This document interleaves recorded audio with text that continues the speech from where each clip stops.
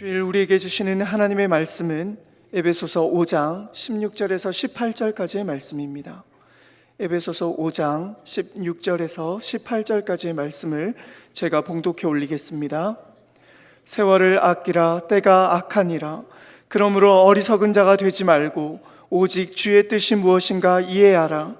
술 취하지 말라. 이는 방탕한 것이니 오직 성령으로 충만함을 받으라. 아멘. 지금 우리가 살고 있는 시대는 영적으로 또 육적으로 아주 암울하고 혼탁한 그런 시대 속에 우리가 살고 있습니다. 우리 한국 교회는 점점 침체 가도를 걷고 있고, 오늘날 성도들의 영적 상태는 요한계시록에 나오는 라오디게아 교회 성도들처럼 과거처럼 뜨겁지도 아니하고 차지도 않는 아주 미지근한 상태로 타성에 젖어 있는 그런 가운데 신앙생활하는 사람들이 너무나 많은 것 같습니다. 그런가 하면 또 정치적으로나 경제적으로 또 사회적으로 부정부패로 얼룩져 아주 극도의 제약이 만연한 그런 시대 속에 살고 있습니다. 이것을 고치고 변화시킬 수 있는 그런 방법은 오직 성령 충만밖에 없습니다. 그래서 오늘 본문에서 바울 사도가 에베소 교회 성도들에게 이렇게 얘기했습니다. 음행과 더러운 것과 부정과 부패와 불의와 죄악이 판치는 세상에서 성도의 바른 삶을 살기 위해서는 오직 성령 충만을 받으라. 이 말은 성령 충만 받는 길밖에는 없다, 이런 말씀입니다. 그렇습니다. 성령 충만만이 우리 믿는 성도로서의 특권을 최대한 누릴 수 있는 방편입니다. 왜? 인간의 힘으로 능력으로는 아무것도 할 수 없기 때문에 그렇습니다. 또 정치적으로, 경제적으로, 사회적으로 부정과 부패로 얼룩져 극도의 최악의 상태에 놓인 이 세대를 이길 수 있는 방법 또한 성령 충만밖에 없습니다. 그러므로 저와 여러분이 성령의 충만함을 받아서 영적으로나 육적으로나 혼탁하고 피폐하고 불의와 죄악이 만연한 이 시대에 승리하는 2026년 한 해가 되시기를 예수님의 이름으로 축원합니다. 왜 우리가 성령 충만해야 되느냐? 성경의 역사를 크게 셋으로 구분합니다. 구약시대, 신약시대, 교회시대. 이 구약시대는 성부 하나님께서 직접 나타나셔서 우리와 함께 하시고 우리를 도와주시고 우리를 보호해 주시고 우리 대신 싸워주시고 우리를 축복하시는 일을 하셨습니다. 신약시대에는 성자 예수님께서 임마누엘로 우리와 함께하기 위해서 이 땅에 오셔서 가지가지 기적과 이적을 통해서 또 우리와 함께 하시고 우리를 도와주셨습니다. 그러고 난 다음에 예수님께서 하늘로 승천하신 이후에 열흘 만에 성령이 이 땅에 임재합니다. 그러면 교회가 세워집니다. 그래서 예수님 신약시대는 성자 예수님 시대이고 지금 이 시대는 교회 시대라고 이렇게 부릅니다. 교회 시대에는 성령 하나님께서 주 사역을 감당하고 계십니다. 그러니까 오늘 우리가 살고 있는 시대는 교회 시대이기 때문에 성령 하나님이 역사하는 시대입니다. 그러므로 이 시대를 살아가는 우리 모든 성도들은 그래서 성령의 충만함을 받아야만 세상을 이기고 죄악을 이기고 사탄 마귀를 이기고 우리가 승리하며 살아갈 수가 있는 것입니다.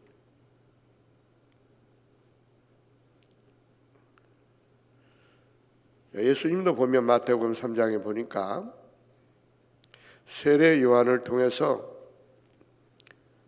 세례를 받을 때 하늘문이 열리고 비둘기 같은 성령이 그 위에 임재했다라고 이야기합니다. 그 성령의 은혜가 그에게 임재함으로 그 후에 사역들을 보면 마태복음 4장에 가서 보니까 성령에 이끌려 광야에서 40일 동안 금식 기도를 합니다. 그리고 예수님을 넘어뜨리려고 하는 사탄 마귀를 물리칩니다. 그러니까 천사들이 와서 수종을 들었다라고 이렇게 이야기하고 있습니다. 마태복음 4장 23절 24절을 보면 예수께서 온 갈릴리에 두루 다니시며 그들의 회당에서 가르치시며 천국 복음을 전파하시며 백성 중에 모든 병과 모든 악한 것을 고치시니 그의 소문이 온 수리에 퍼진지라. 사람들이 모든 앓는 자 곧 각생 병과 고통에 걸린 자, 귀신 들린 자, 간질하는 자, 중풍병자들을 데려오니 저희를 고치시더라. 그러니까 예수님께서 이룬 놀라운 기적과 역사를 이룬 것이 바로 뭐냐? 마태복음 4장에 성령에 이끌려서 40일 동안 금식 기도도 하시고 마귀를 물리치시고 각종 병을 고치시고 놀라운 이적과 기적을 행하셨다라는 말씀입니다. 그러니까 이 말을 좀 더 구체적으로 설명하면 예수님께서 이 땅에 아기 예수로 오셔서 성장하여 공생 사역을 시작하기 전에 바로 성령의 충만함이 그에게 임재했고, 그러고 나서 가르치는 일과 복음을 전하는 일과 이적과 기적을 행했고 각종 병자를 고치고 마귀를 물리치고 천사들의 수종을 받았다는 말씀입니다. 그러니까 예수님께서도 성령에 이끌려서 마귀를 이기고 병자를 고치고 기적을 행하고 이런 일을 하셨다고 한다면 아무것도 할 수 없는 나약한 우리 인간이 무엇으로 세상을 이길 수가 있겠습니까? 그래서 우리는 성령의 충만함을 받아야 됩니다. 그 당시에 예수님을 따르던 성도들도 제자들도 보면 예수님께서 공생의 사역을 시작하는 가운데 구원의 역사를 이루기 위해서 원수들의 손에 붙잡혀서 끌려다닙니다. 십자가에 못 박혀 죽을 당시에 당시의 성도들은 어땠습니까? 다 뿔뿔이 흩어졌습니다. 좌절과 실망에 빠져 흩어지고 무서워서 벌벌 떨고 입도 뻥끗 못했습니다. 심지어는 열심당원이었던 수제자였던 베드로도 조금 비자가 나와서 저 사람도 예수와 같은 당이라고 하니까 거기서 예수님을 모른다고 부인했습니다. 아니라고 그랬습니다.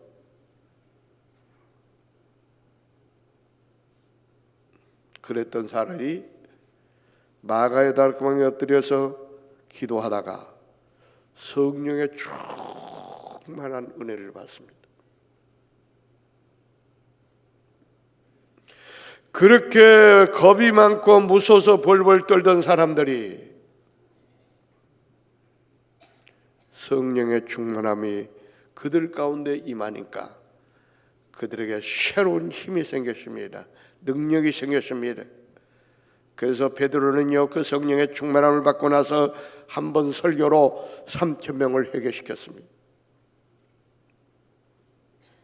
베드로가 지나가면은요, 그림자만 이렇게 비춰도 각종 병자들이 일어나는 기적이 일어났습니다. 한마디로 말해서 그들의 실패의 삶이 성공의 삶으로 바뀌었습니다. 무엇 때문에요? 그들에게 성령의 충만함이 임했기 때문에 그렇습니다. 그래서 그 당시에 성도들에게 가지가지 은사가 나타납니다. 능력이 나타납니다. 기적이 나타납니다. 이처럼 성령이 충만하면 무능한 자가 유능한 자가 됩니다. 약한 자가 강한 자가 됩니다. 교회는 부흥합니다.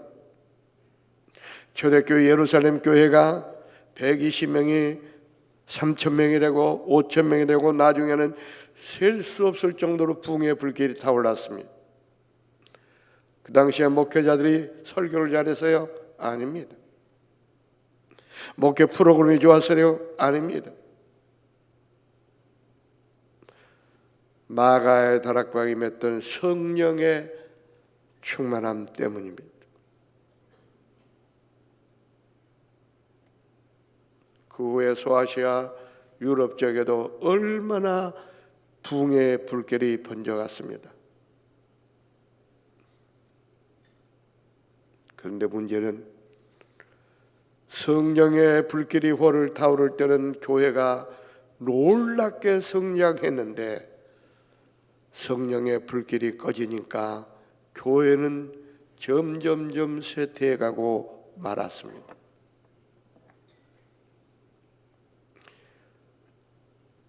그렇게 유럽 교회가 놀랍게 부흥하다가 성령의 불이 꺼지니까 쇠퇴할 대로 쇠퇴되었습니다. 그러다가 16세기에 루터와 칼빈 같은 사람이 일어나 가지고 종교 개혁을 이룹니다.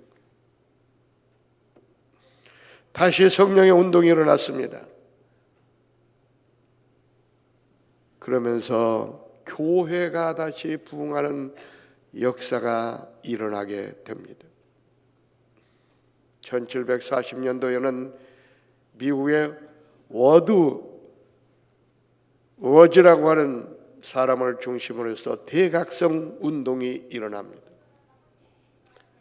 침체되었던 미국 교회가 다시 한번 놀랍게 부흥하는 그런 역사가 일어났습니다. 1904년부터 1906년도의 사이에는 침체되었던 영국 교회 웨일즈 지방에서 회개 운동이 일어나 성령의 불길이 타오릅니다. 그 침체되었던 영국 교회가 다시 한번 놀랍게 부흥하는 역사가 일어났습니다. 우리 한국 교회도요. 1907년도에 평양에서 블레어 목사가 부흥회를 인도할 때 거기에 뜨거운 성령의 불덩어리가 떨어졌습니다. 거기 참석했던 사람들이 은혜를 받습니다. 그래서 길선주 목사나 김익도 목사 같은 그 김익도 목사는 깡패였는데 그때 은혜를 받고 부흥사가 되어서 한국교회 부흥에 불길이 타오르기 시작합니다. 그래서 70년대 80년대 한국교회가 얼마나 놀랍게 부흥했는지 모릅니다. 세계 신학자들이 깜짝 놀랐습니다. 한국교회는 기독교 역사가 100년도 안 됐는데 어떻게 그렇게 놀랍게 부흥할 수가 있느냐. 이렇게 부흥하게 된 것은요, 바로 1907년 평양에 블레어 목사가 와서 부흥회를 할 때 성령의 불이 떨어졌기 때문에 그렇습니다. 이처럼 교회 부흥은 성령의 역사입니다. 그런데 중요한 것은요, 그렇게 훌륭한 목회자 바울이나 바나바나 바울, 신라 같은 사람들이 복음을 전하여서 어떤 소아시아 교회, 유럽 지역의 교회들, 초대교회 때 명성을 날렸던 예루살렘 교회, 안디옥 교회, 고린도 교회,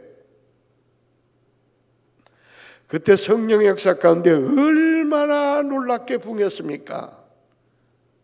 근데 지금은요, 흔적을 찾아볼 수가 없습니다. 왜 그랬을까요? 성령의 불이 꺼졌기 때문에 그렇습니다.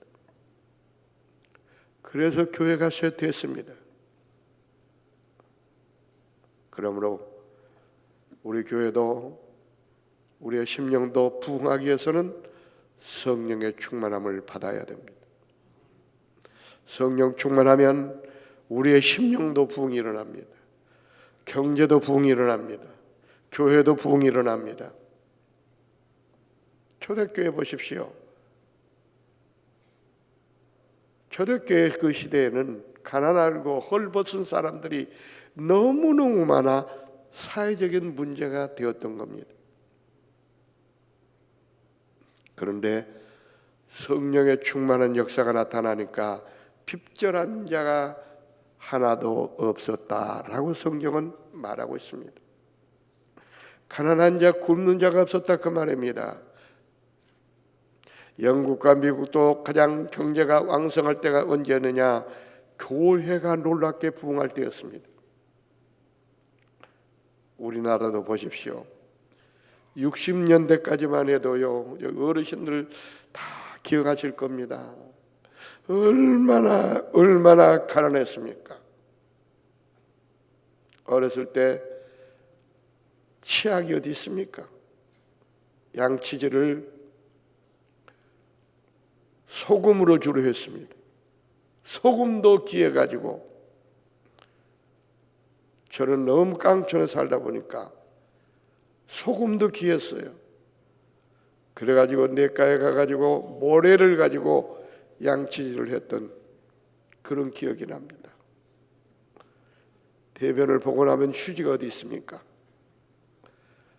그래가지고 풀을 뜯어가지고 그걸로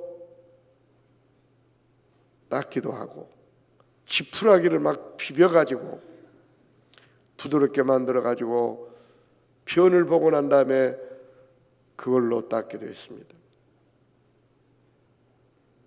그때 얼마나 가난했습니까? 먹을 게 없어가지고 칡뿌리를 뽑아서 그것을 먹었습니다.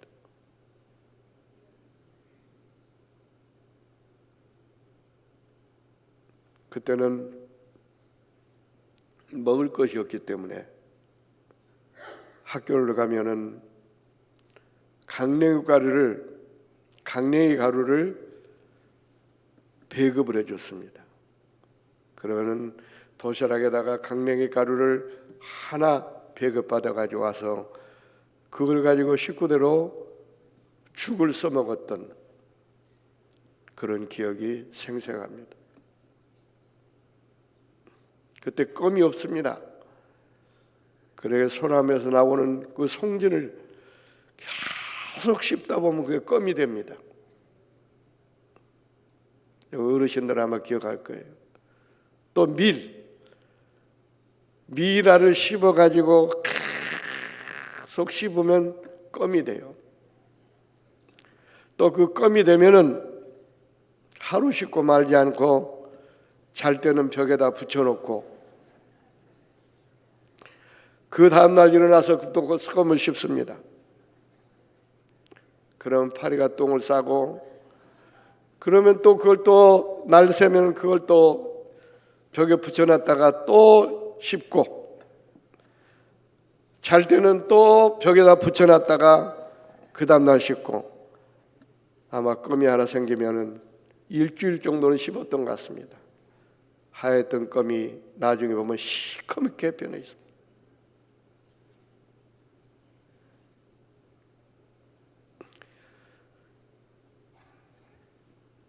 1년 12달 동안에 쌀밥을 먹을 때가 추석 때하고 구정 때뿐입니다.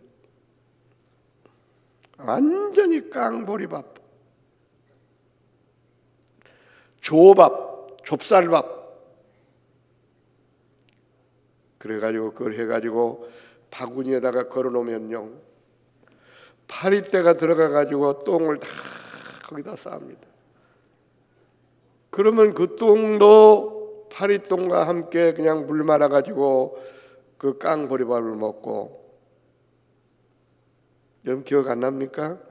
아마 여기 70세 이상 되신 분들은 다 기억할 거예요. 그렇게 어렵게 살았습니다. 고기도요 1년에 한두 번 정도 먹습니다.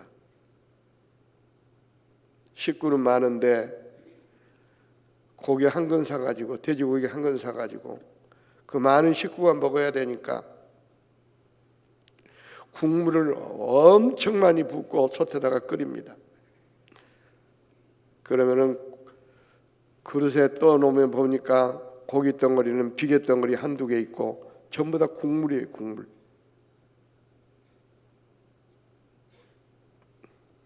고기를 안 먹다가 모처럼 고기를 먹고 나면 90%는 설사합니다. 왜냐면 기름기를 안 먹다가 먹으니까. 그렇게 우리가 어렵게 살았습니다. 그런데요, 한국교회가 70년대, 80년대 놀랍게 부흥하면서 우리 경제도 놀랍게 부흥했습니다. 지금은 얼마나 먹을 것이 풍부합니까? 각종 고기가 지금 널려 있습니다. 얼마나 살기가 편한 세상이 되었습니까? 그런데 한 가지는요, 90년대까지 지금도 호황을 누리고 있습니다마는 그렇게 호황을 누리다가 90년대 가가지고 우리 한국교회가 침체가 되더니 90년대 말 IMF가 와서 경제가 곤두박질 치고 말았습니다. 한국교회가 놀랍게 부흥할 때는 경제도 부흥하더니 한국교회가 침체되니까 경제도 침체되는 그런 일이 있었습니다.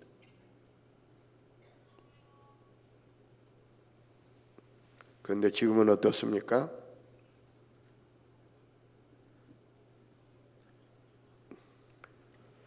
(90년대부터) 한국교회가 침체기에 접어들면서 90년대 말 IMF가 왔고 그 후에 경기가 발전함으로 우리 코스피가 5천 시대를 맞이했다고 하지만 실제로 빈부격차만 커지고 지금 실물 경제는 IMF 때보다 더 어렵다고들 합니다.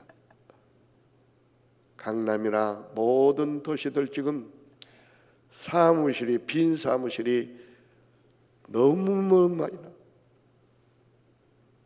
내가 알고 있는 어떤 사람은 강남에 빌딩을 3개 가지고 있었는데 전부 다 그 사람들이 전부 다 비다 보니까 부도가 났습니다. 그렇게 돈 많은 사람이 왜?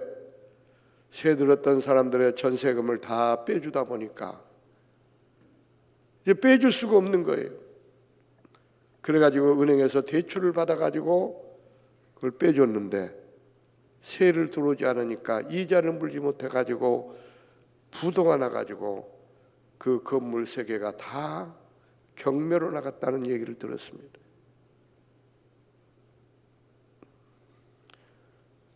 우리 한국 경제가 코스피가 5천이 됐다고 지금 떠들고 있지만 실제로 지금 IMF 때보다도 더 힘들고 어려운 시대를 살아가고 있습니다. 이 원인이 뭐냐? 한국 교회가 점점 침체되어 있기 때문에 그렇습니다. 그러면 그 경제를 살리고 교회를 살리고 우리의 심령을 살리기 위해서는 다른 방법이 없습니다. 성령 충만해야 됩니다. 그러면 우리의 심령의 부흥이 일어납니다. 한국교회의 부흥이 일어납니다. 경제의 부흥이 일어납니다. 그럼 우리가 성령 충만하기 위해서 우리가 어떻게 해야 될까요? 성령은 우리가 배우고 이해하는 것이 아니라 체험하는 것입니다. 우리가 믿는 것이 아니라 받는 것입니다.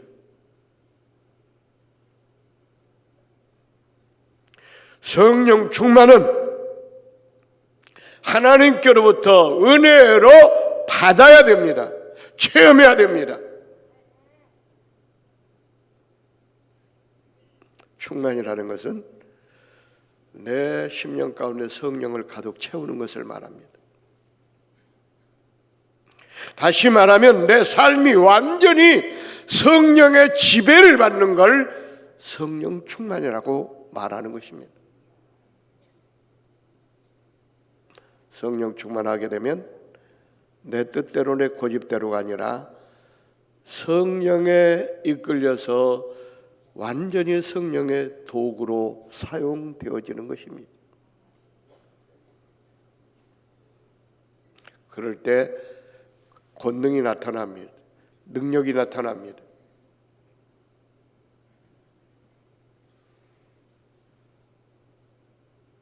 그러면 이 성령의 충만함을 우리가 밖에서는 어떻게 해야 될까요? 사도행전 5장 32절 말씀에 보니까 자기를 순종하는 자들에게 주시는 성령이라고 말씀하고 있습니다. 하나님 말씀에 순종해야 순종하는 자에게 성령을 주신다 그 말입니다.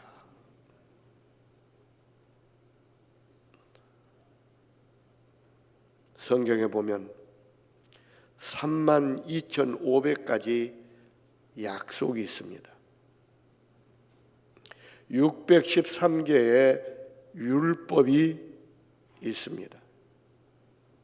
이 하나님의 말씀을 믿고 지킬 때, 순종할 때 성령의 충만함을 받을 수 있다는 말씀입니다.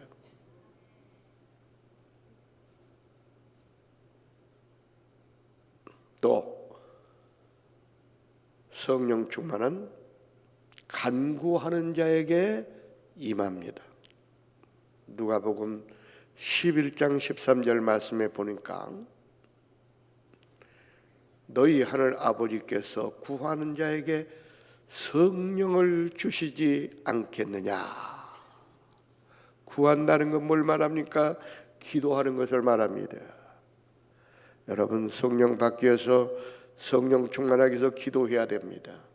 마가의 다락방에 120명의 성령의 충만을 받을 때 뭐하다가 성령의 충만을 받았습니까? 마음을 같이하여 전혀 기도에 힘쓰니라. 기도할 때 하늘문이 열리고 불이 혀같이 갈라지는 성령이 그들 가운데 충만하게 임하게 됩니다.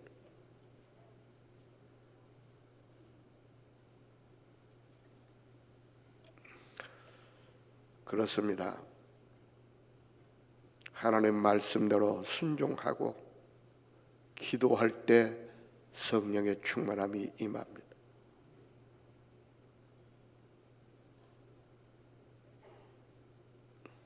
그 다음에 세 번째로는 죄를 회개하고 성결한 자에게 성령의 충만함이 임합니다. 베드로가 성령의 충만을 받고 막 기적을 행하고 능력을 행하고 하니까 많은 사람들이 베드로 사도를 찾아왔습니다. 베드로 선생님,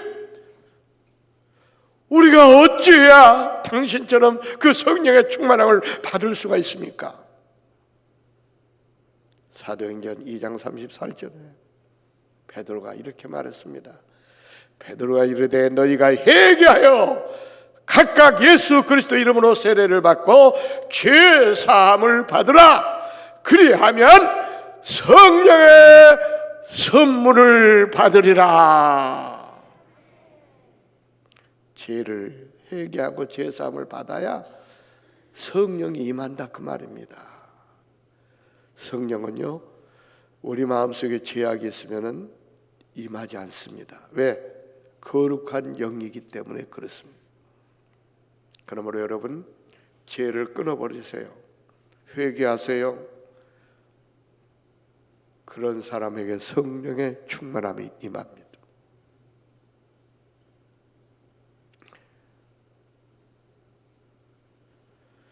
또 에베소서 4장 30절에 보면 성령을 근심하게 하지 말라 그랬습니다. 성령 하나님은요, 우리 눈에 보이지 않지만은 늘 우리와 함께 하십니다. 그렇기 때문에 우리가 어떤 생각을 갖는 것, 우리가 어떤 행동을 하는 걸 다 보고 계시는 거예요. 그 성령님은 우리가 나쁜 말을 하고 나쁜 일을 하면은 근심하는 거예요. 우리가 죄를 지면 근심하는 거예요. 그럼 어떻게 돼요?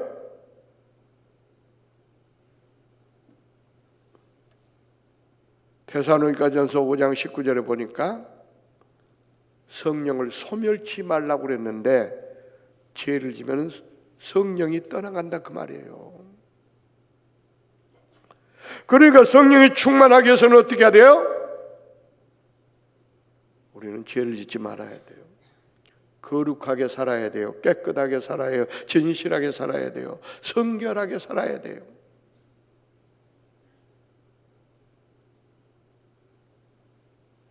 그러면 어떡합니까? 성령께서 내 안에 거십니다. 그럼 나는 아무런 힘이 없지만 성령이 나와 함께하기 때문에 귀신을 쫓을 수가 있고요, 죄악을 이길 수가 있고요, 사탄 마귀를 이길 수가 있습니다. 성령이 충만하면요, 실패가 성공으로 변합니다. 약한 자가 강한 자가 됩니다. 그러므로 이 어려운 세대를 우리가 이길 수 있는 방법은 다른 방법이 없어요. 지식 가지고 이길 수 있습니까? 과학 문명 가지고 이길 수 있어요? 아무리 지금 시대가 AI 시대가 돼가지고 로봇가 지금 사람들처럼 생각도 하고 다 한다 할지라도 자연재해를 이길 수 있습니까? 폭풍을 이길 수 있습니까? 못 이겨요.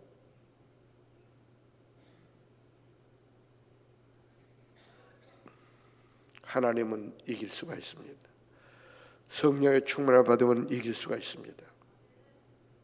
그렇기 때문에 우리는 이 어려운 시대에 승리하기 위해서는 성령 충만함을 받아야 됩니다.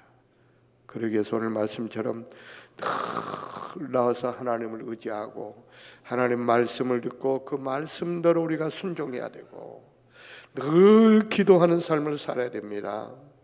그리고 늘 성결하는 삶을 살아야 돼요. 예수 믿는 사람은요, 거짓말하거나 욕하거나 죄짓고 살면 안 됩니다. 내가 좀 손해가 있다 할지라도 진실해야 돼요. 깨끗해야 돼요. 정직해야 돼요. 그런 사람에게 성령께서 함께 하십니다. 그럼 어떻게 해요? 나는 힘이 없고 연약하지만 그 성령의 능력이 나와 함께하기 때문에 우리는 세상을 이길 수가 있고 죄악을 이길 수가 있고 경제를 이길 수가 있고 사탄 마귀를 이기고 승리할 수가 있습니다. 2026년 한 해 여러분 성령 충만하셔서 승리하시기를 예수님의 이름으로 축원합니다. 기도하겠습니다. 하나님 참 감사합니다.